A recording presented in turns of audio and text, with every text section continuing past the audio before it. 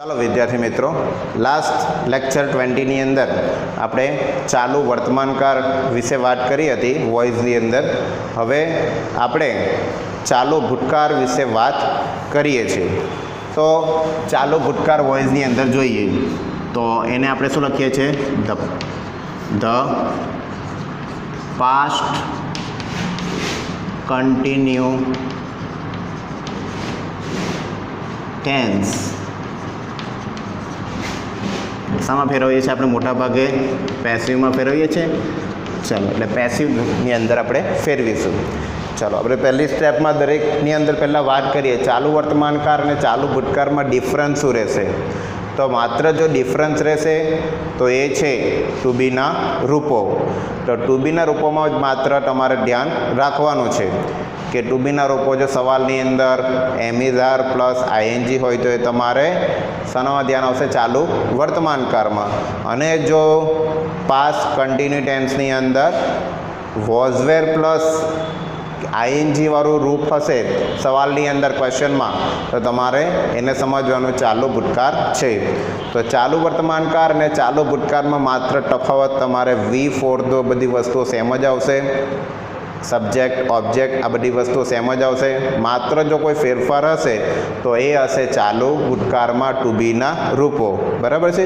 ચાલો, આપણે તેમ છતાં પણ આપણે ફરી બધાને યાદ કરાવવા માટે વાક્ય રચનાનો ઉલ્લેખ એક વખત હજી પણ કરીએ છીએ. ટેન્સમાં કર્યો છે એનો ઉલ્લેખ. દરેક ટેન્સની જે વાક્ય રચના હતી એ દરેક વાક્ય રચના એક્ટિવ વોઇસની છે, તે તમારે યાદ રાખવાનું છે. ચાલો, તો હવે ચાલુ ભૂતકાળની અંદર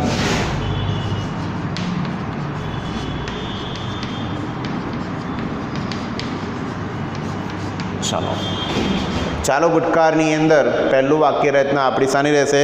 વિધાનની. તો વિધાન વાક્ય રચનાની અંદર પહેલા વાક્ય રચના શાની જોઈએ છે? એક્ટિવની. ચાલો, એક્ટિવની વાક્ય રચનામાં પહેલું શું આવશે? જેમ બધામાં જ આવતું હતું તેમ પહેલું સબ્જેક્ટ એટલે કે કર્તા, ત્યાર પછી ટુ બીનું રૂપ. ટુ બીનું રૂપ એટલે તમે અત્યાર સુધી ટુ બીના રૂપ કયા જોયા વર્તમાનકાળમાં? એમ, ઇઝ અને આર. પણ હવે આવશે વોઝ વેર કે વોઝ વર. ચાલો, ત્યાર પછી V4 જેને આપણે શું કહીએ છીએ? આઈએનજી વાળું રૂપ પ્લસ ઓબ્જેક્ટ, અને છેલ્લે શું આવશે? V4 plus by object plus E plus dot.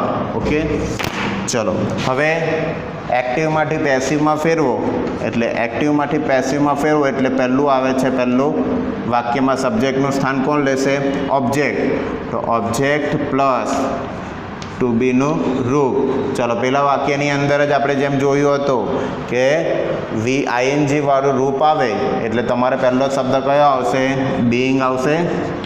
Being plus જે V4 છે એનું શું થઈ જશે?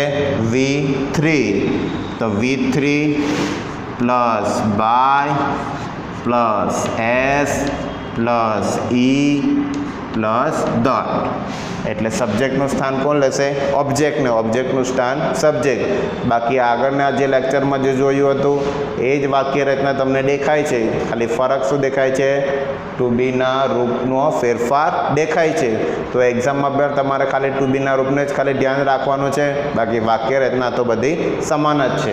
ચલો, તેમ છતાં હવે દરેકના આપણે વાક્ય ધ્યાન આપીએ.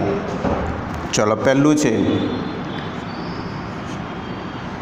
He was attending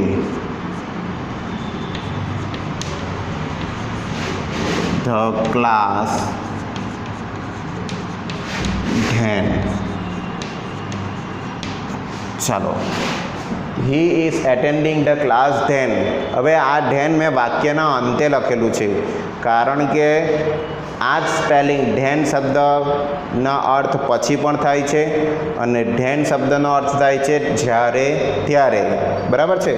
તો ધેન જ્યારે વાક્યના અંતે આવે છે ત્યારે તમારે સમજવાનું એનો અર્થ જ્યારે ત્યારે થાય છે અને જ્યારે ધેન વાક્યના વચ્ચે આવે છે બિટવીનની અંદર તો ત્યારે એ ધેન વાક્યમાં પછી એનું ગુજરાતી થાય છે. એમ તો ઉચ્ચારની અંદર બીજો પણ ધેન આવે છે THN, પણ આ ધેન એટલે એનો ઉપયોગ શાના માટે આપણે કરીએ છીએ? ડિગ્રીમાં એનો ઉપયોગ કરીએ છીએ. ધેન એટલે ના કરતાં મોટું નાનું, બરાબર, ઊંચાઈ, આ બધા વસ્તુ જે છે એ ત્યારે એ ધેનનો ઉપયોગ કરીએ છીએ. એટલે આ ધેનને તમારે સમજવાનું છે કે તમારે એનો અર્થ થાય છે જ્યારે ત્યારે. તો તે સમયે કે જ્યારે તે ક્લાસ એટેન્ડિંગ કરી રહ્યો હતો. અગાઉ પણ આપણે ચાલુ ભૂતકાળમાં જોયું હતું કે ચાલુ ભૂતકાળની અંદર 3 ક્રિયાઓનો સમાવેશ બતાવેલો હતો. કઈ કઈ ક્રિયાઓ? કે એક સાદો ભૂતકાળ, બીજું ચાલુ ભૂતકાળ, ત્યાર પછી ચાલુ ભૂતકાળ, સાદો ભૂતકાળ, અને ત્રીજી ક્રિયાનો સમાવેશ તમને શું કીધેલો હતો? કે ચાલુ ભૂતકાળ, બરાબર ને? એક ચોથી ક્રિયાનો પણ તમને સમાવેશ કરેલો હતો કે સાદો ભૂતકાળ, ચાલુ ભૂતકાળ. એટલે મોટા ભાગે ચાલુ ભૂતકાળમાં 2 એક્ઝામ્પલ એટલે કે 2 વાક્યો હંમેશા હોય છે. અહીંયા દાખલા તરીકે એક સેન્ટેન્સ મેં સાદું એક લખ્યું છે કે તે ત્યારે ક્લાસમાં હાજરી આપી રહ્યો હતો, બરાબર? તો બીજું વાક્ય અંદર એડ પણ કહે છે કે ત્યારે તે અંગ્રેજી ભણી રહ્યો હતો, બરાબર છે? તો આ રીતે વાક્યની અંદર 2 ક્રિયાઓનો સમાવેશ ચાલુ ભૂતકાળમાં થાય છે, પણ બીજી ક્રિયાનો અહીંયા સમાવેશ કરેલો નથી. માત્ર એક જ ક્રિયા છે તો કંઈ વાંધો નહીં. આપણે તો એક્ટિવમાંથી પેસિવમાં ફેરવો એટલે ખાલી શું ધ્યાન રાખવાનું છે કે આપણી પાસે કર્તા હોવું જોઈએ, ક્રિયાપદ હોવું જોઈએ અને કર્મ હોવું જોઈએ. આ 3 વસ્તુનું ખાલી ધ્યાન રાખવાનું છે. ઓકે, ચાલો. તો તમારું અગાઉ જે નિયમ આપેલો હતો કે ING વાળા શબ્દની બાજુનો શબ્દ એ તમારું શું છે? કર્મ. તો હી વોઝ એટેન્ડિંગ ધ ક્લાસ, તો તમારું કર્મ શું આવશે? The class. ક્લાસ એક જ છે એટલે વોઝનો વોઝ જ આવશે. ચલો, ધ ક્લાસ વોઝ. હવે આપણે વાક્યની અંદર શું છે? ING પ્રત્યય આવે છે. તો પહેલાં અહીંયા ધ્યાન આપવાનું કે કર્મ છે એટલે ધ ક્લાસ, ટુ બીનું રૂપ આપેલું છે વોઝ. હવે બીઇંગ શબ્દ લખવાનો કેમ? કારણ કે આપણે V4ને શામાં ફેરવવાના છે? V3ની અંદર. તો જે ING અહીંયા પ્રત્યય આવ્યો છે એનો ઉપયોગ આપણે બી કરીએ છીએ એટલે બી શબ્દ આવે સાથે આવે છે બીઇંગ. ચલો, એટેન્ડનું થઈ જાય છે એટેન્ડેડ બાય. ચલો, હી આપેલું છે તો હીનું શું થાય છે? હિમ. અને ધેનની જગ્યા પર ધેન. ઓકે, એટલે ધેનની જગ્યા બદલાતી નથી. ચલો, સેકન્ડ સેન્ટેન્સ તરફ ધ્યાન આપીએ. We were buying the car at that moment. ચાલો, તો અમે તે ક્ષણે કે તે સમયે કારને ખરીદી રહ્યા હતા. આની અંદર તમે બીજું સેન્ટેન્સ બી ઉમેરી શકો છો કે જ્યારે અમે ત્યાં ગયા હતા ત્યારે તેઓ કાર ખરીદી રહ્યા હતા. તો મેં અગાઉ પણ કીધું કે ચાલુ ભૂતકાળની અંદર 2 ક્રિયાઓનો સમાવેશ 100% હશે, પણ આપણે એક્ટિવ પેસિવ હોય ત્યારે મોટા ભાગે હંમેશા શું આવશે? એક જ ક્રિયા આવશે. એક ક્રિયા હશે અને એક સમય સૂચક શબ્દ આપેલો હશે. એના પરથી આપણને ખ્યાલ આવશે કે તે ચાલુ ભૂતકાળ દર્શાવે છે. ચલો, તો આપણે ING પછી શબ્દ કયો છે? ધ કાર છે. તો આપણે લઈશું પહેલાં ધ કાર. હવે કાર કેટલી છે? એક જ છે. તો ધ કાર વોઝ, બરાબર છે? કારણ કે ઉપર તો વી સાથે વેર કે વર શબ્દ આપેલો છે, પણ આપણું તો કર્મ શું બોલે છે? The car. ING પછીનો શબ્દ એ તમારો કર્મ. એમ આપણે શું ધ્યાન રાખેલું હતું અગાઉ? ક્રિયાપદ પછીનો શબ્દ, પણ અહીંયા શું છે? ચાલુ કાળ હોય, કોઈ બી ચાલુ વર્તમાન કાળ કે ચાલુ ભૂતકાળ, તો આપણે ING પછીનો જે શબ્દ છે એને આપણે ધ્યાન રાખીએ છીએ. તો ધ કાર વોઝ. ચલો, પછી આવશે INGની જગ્યા પર લખવાનું છે પહેલો શબ્દ બીંગ. એટલે શબ્દ આપણો કયો રહી ગયો? ખાલી બાય શબ્દ. તો બાયનું V3 થાય છે બાય બોટ. BOUGHT bought. વીનું થાય છે બાય અસ અને પછી વધારેનો શબ્દ કયો છે એટ ધેટ મોમેન્ટ, બરાબર, એમાં કોઈ ફેરફાર કંઈ કરવાનો નથી. ઓકે, ચલો ત્યાર પછી થર્ડ સેન્ટેન્સ તરફ. I was enjoying the party. તો હું તે પાર્ટી જે છે એને એન્જોઈંગ કરી રહ્યો હતો. એ પછી ગઈકાલે 8 વાગે, ગઈકાલે 9 વાગે, બરાબર, ગયા અઠવાડિયે. તો અહીંયા સમય સૂચક શબ્દ આપેલો નથી, પણ બીજી ક્રિયા તે સમયે હશે એવું આપણે માનીને ચાલીએ છીએ. બરાબર, ચલો તો તમારું આઈએનજી પછી શબ્દ કયો છે ધ પાર્ટી, એટલે તમારું કર્મ થયું. તો ધ પાર્ટી. હવે પાર્ટી કેટલી છે? એક જ છે, એટલે વોઝમાં કોઈ ફેરફાર આવતો નથી. તો પાર્ટી વોઝ. ચલો ત્યાર પછી બીઈંગ શબ્દ છે. તો વોઝ બીઈંગ, કારણ કે આપણે આઈએનજી શબ્દ છે, આઈએનજી શબ્દ આવે એટલે આપણે બીઈંગ શબ્દ લખીએ છીએ. The party was being, enjoy છે તો એન્જોયનું શું થશે? એન્જોયડ. ત્યારબાદ આઈ આપેલું છે તો આઈનું શું થશે? By me. ઓકે, ચલો ત્યાર પછી આપણે આગળ વાક્ય તરફ એક સેન્ટેન્સ જોઈએ વિધાનનું. ચલો, સી વોઝ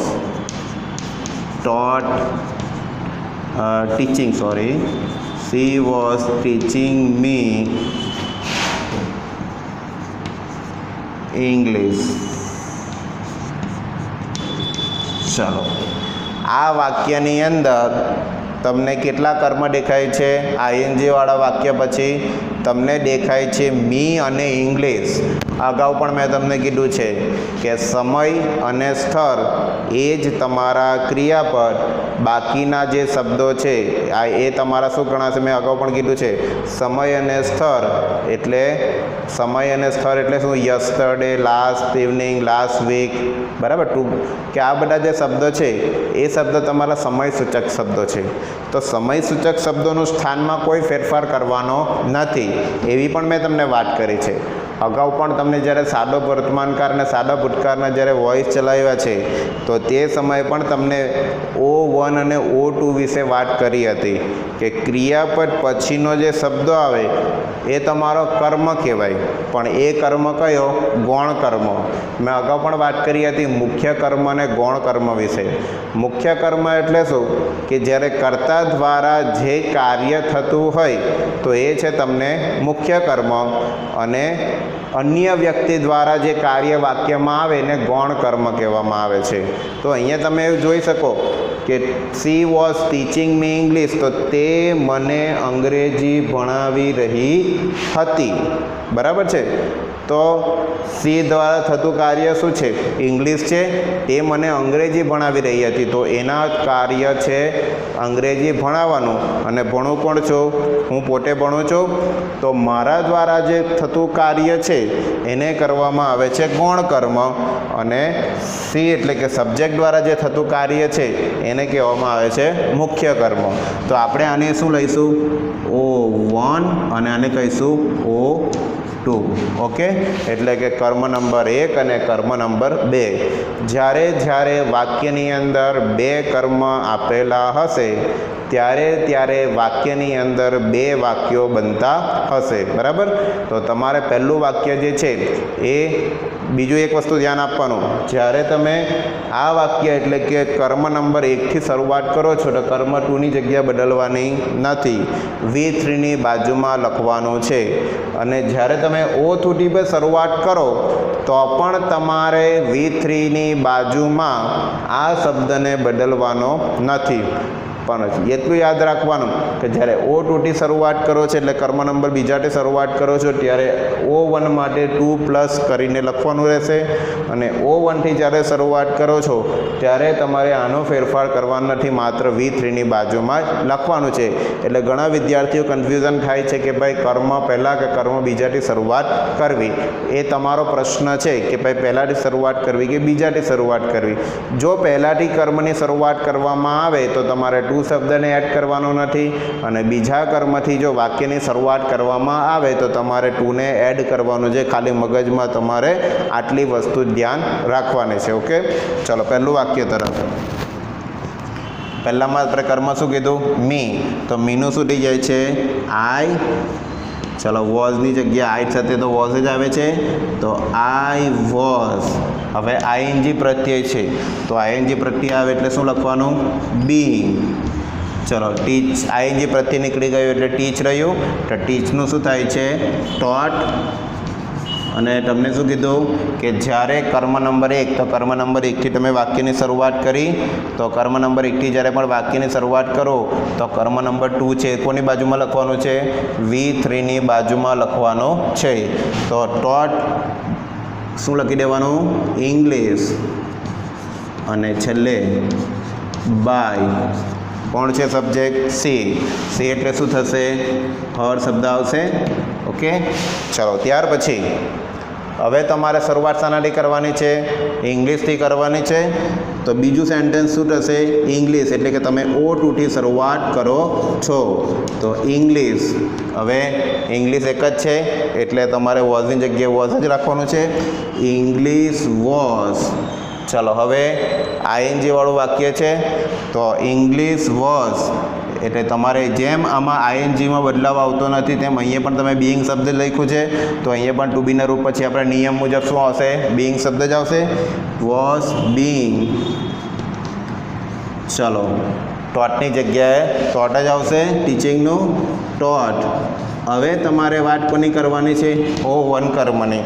જેમ તમે O2 લખ્યું ત્યારે ઇંગ્લિશની જગ્યાએ ઇંગ્લિશ જ રાખ્યું તો મીની જગ્યાએ મી જ રાખવાનું છે. ફેરફાર શું કરવાનો છે? મેં તમને પહેલાં જ કીધું, ટુ શબ્દ લખવાનો છે, ટુ મી, અને છેલ્લે લખી દેવાનું છે બાય હર. બરાબર છે? એટલે તમારે જ્યારે વાક્યની અંદર O1 અને O2 આવે ત્યારે આ બાબતને ખાસ ધ્યાન રાખવાની છે. ચલો હવે આપણે વાત કરીએ છીએ નકાર વાક્ય તરફ.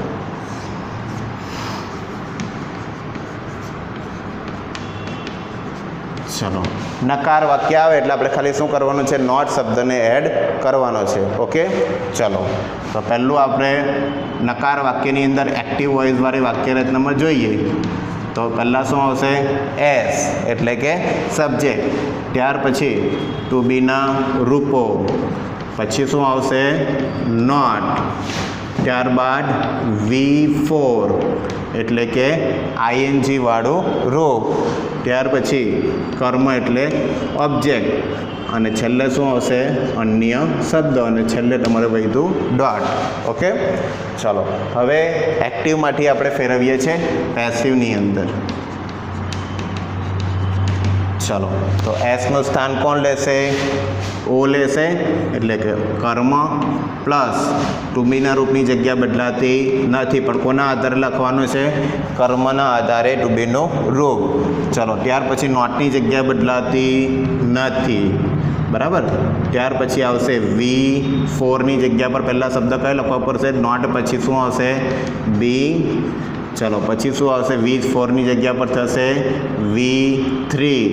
ત્યાર પછી બાય, પછી તમારો આવશે સબ્જેક્ટ, પછી એક્સ્ટ્રા, અને છેલ્લે શું આવશે?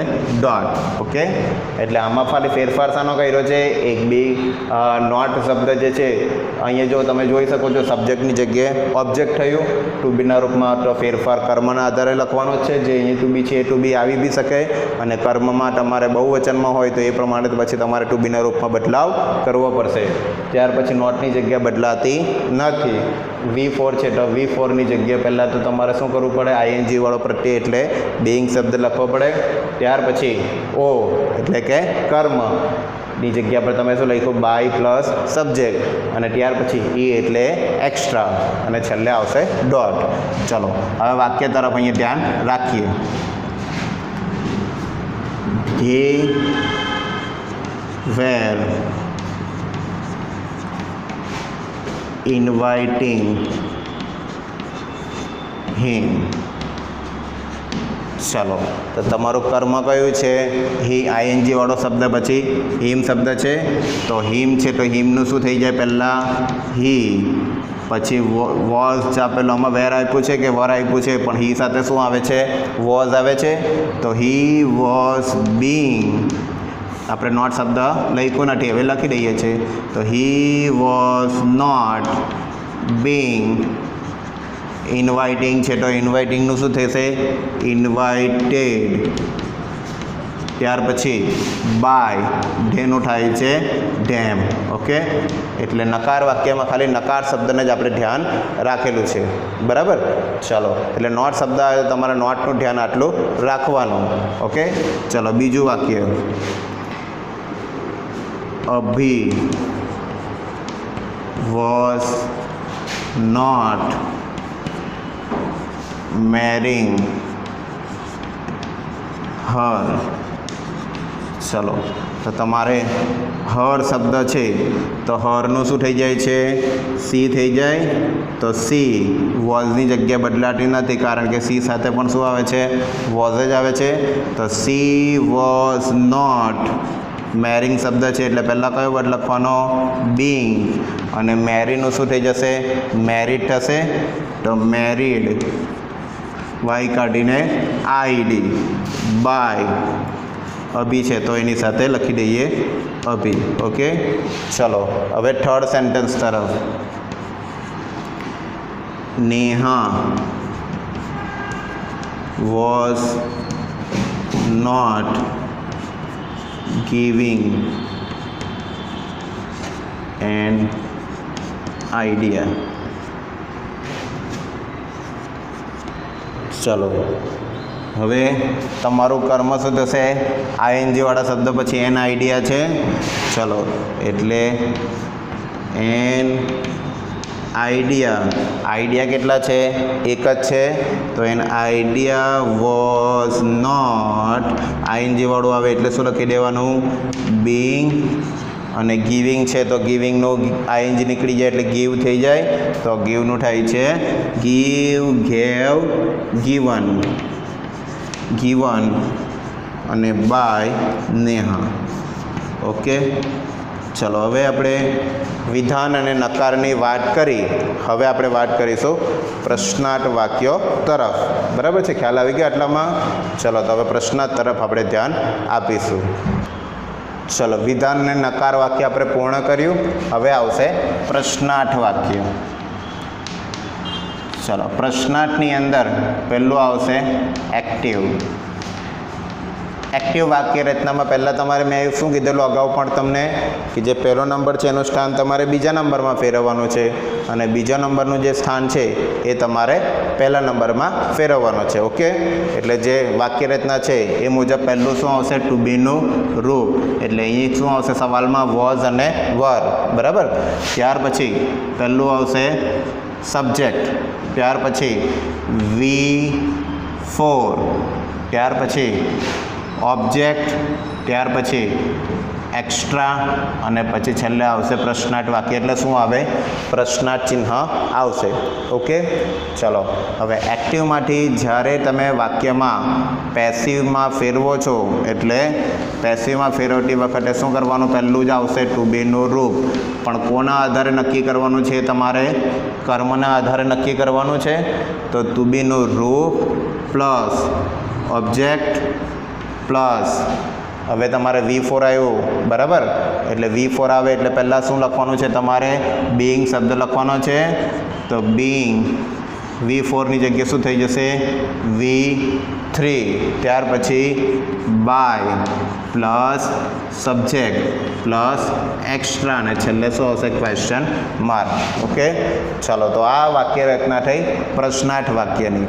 હવે ઉદાહરણો તરફ ધ્યાન આપીએ. બરાબર? ચલો, તો વેર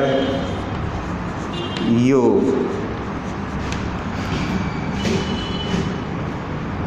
living her ચલો, તો વેર યુ લિવિંગ હર, શું તેને તું છોડી રહ્યો છે? તો હર આવ્યું છે, તમારે તો એક જ નિયમ આવે, વિધાન આવે કે પછી પ્રશ્નાર્થ આવે કે નકાર આવે, આઈએનજી વાળા શબ્દની બાજુમાં જ્યારે જે શબ્દ આપ્યો એ તમારો કર્મ.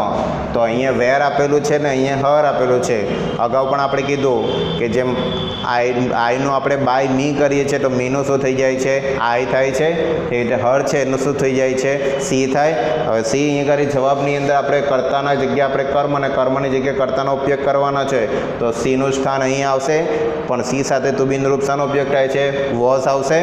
ચાલો, એટલે પહેલું આવશે વોઝ, હરનું શું થશે? સી. તો વોઝ સી. હવે આઈએનજી વાળું વાક્ય આવવાનું છે, એટલે વાક્ય શું હશે? પહેલાં બીંગ. ચલો, આઈએનજી પ્રત્યે નીકળી જાય એટલે લીવ શબ્દ ખાલી રહી છે, તો લીવ, લેફ્ટ, લેફ્ટ, બરાબર. તો LEFT, લીવના પણ બે અર્થ છે. એક લીવ એટલે LIVE એટલે રહેવું થાય છે, અને LEAVE આઈએનજી પ્રત્યે લાગ્યું છે એટલે આપણે ઈ શબ્દ આવતો નથી, પરંતુ આઈએનજી પ્રત્યે નીકળી જાય એટલે એનો ઉચ્ચાર થઈ જાય છે લીવ. તો લેફ્ટ અને પછી યુ છે તો બાય યુ, અને છેલ્લે આવશે ક્વેશ્ચન માર્ક. ઓકે, તો પ્રશ્નાર્થ વાક્ય આવે તો તમારે પહેલાં ટૂંકમાં ટુ બીનું રૂપ પહેલાં લખવાનું છે. ચલો, બીજું વાક્ય, was Rohan playing carrom yesterday. ચલો, તો શું ગઈકાલે રોહન કેરમ રમી રહ્યો હતો? ચલો, હવે આપણું કર્મ શું છે? આઈએનજી વાળા શબ્દની બાજુમાં એટલે કેરમ. તો કેરમ એક વચનમાં હોવાથી અહીંયા વોઝનું સ્થાન બદલાતું નથી, એટલે વોઝની જગ્યા પર વોઝ જ રહેશે. તો વોઝ, કેરમની જગ્યા પર કેરમ, તો વોઝ કેરમ. હવે બીઈંગ શબ્દનો ઉપયોગ કરવો પડશે, કારણ કે આપણી વાક્ય રચના મુજબ ટુ બી પ્લસ ઓ પ્લસ બીઈંગ, એટલે ટુ બી પ્લસ ઓ પ્લસ બીઈંગ. તો બીઈંગ. ચલો, આઈએનજી પ્રત્યે નીકળી ગયું એટલે પ્લે રહેશે, તો પ્લેનું થાય છે પ્લેડ. અને છેલ્લે શું વધશે? રોહન છે એટલે બાય રોહન, અને યસ્ટરડેની જગ્યા પર યસ્ટરડે. ઓકે, ચાલો, ક્વેશ્ચન માર્કની જગ્યા પર ક્વેશ્ચન માર્ક. ચલો, થર્ડ સેન્ટેન્સ તરફ ધ્યાન આપીએ. Was C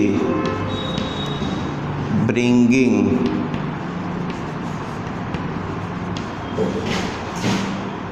apples? Question mark. શું તે સફરજન લાવવાની છે? અહીંયા બહુવચનો છે એટલે શું તે સફરજનો લાવી હતી કે લાવવા જઈ રહી હતી?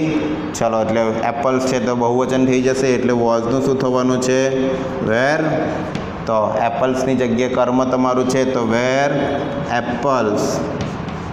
હવે બ્રિંગિંગ શબ્દ છે એટલે તરત શું આવશે? બીંગ.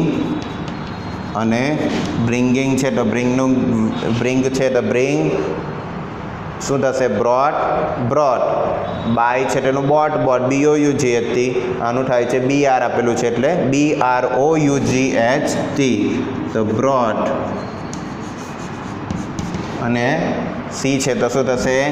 By her. ચાલો, એક છેલ્લું સેન્ટેન્સ જોઈ લઈએ પ્રશ્નાર્થ વાક્યમાં. વેર ડે ડુઈંગ, અથવા તો ડુઈંગની જગ્યાએ આપણે ક્રિયા પર ચેન્જ કરીએ. વેર ડે રાઇટિંગ ધેર વર્ક્સ. ચાલો, આમાં કર્મ શું થયું? ધેર વર્ક્સ એ તમારું કર્મ. હવે અહીંયા આગળ ટુ બીનું રૂપ શું થયું? વેર થયું. એટલે વેર અને વર્ક્સ બંને બહુવચનમાં છે, એટલે બહુવચનમાં આવે એટલે તમારે ટૂંકમાં ફેરફાર થતો નથી, તો વેરની જગ્યા પર વેર. હવે કર્મ શું થયું? ધેર વર્ક્સ, તો વેર ધેર વર્ક્સ. ચલો રાઇટિંગ છે એટલે કયો વર્ડ આવ્યો છે? બીઈંગ શબ્દ આવશે, બીઈંગ. અને રાઇટનું V3 શું થાય છે? written થાય છે, તો written. અને ડે છે તો તેનું શું થશે? By them. અને છેલ્લે શું આવશે? Question mark. બરાબર. તો અહીં આપણે ચાલુ વર્તમાનકાળ અને ચાલુ ભૂતકાળ વિશે વાત આ લેક્ચર નંબર 21ની અંદર કરી. ટૂંકમાં ટુ બીના રૂપનો બંનેની અંદર ખાલી ફેરફાર આવશે, માત્ર એટલું જ ધ્યાન આપવાનું છે. બાકી બધા જ નિયમ બંનેના શું છે? સમાન જ રહેશે. હવે આપણે વાત કરીએ કે ચાલુ વર્તમાન અને ચાલુ ભૂતકાળ તો ચાલુ ભવિષ્યકાળ, પણ ચાલુ ભવિષ્યકાળ એ આપણા અભ્યાસક્રમની અંદર આવતો નથી. બરાબર છે. એટલે આપણે નેક્સ્ટ લેક્ચરની અંદર જે 22 નંબરનો જે આપણો લેક્ચર રહેશે એમાં આપણે સ્ટડી કરીશું પૂર્ણ વર્તમાન કાળ. ઓકે, ચલો.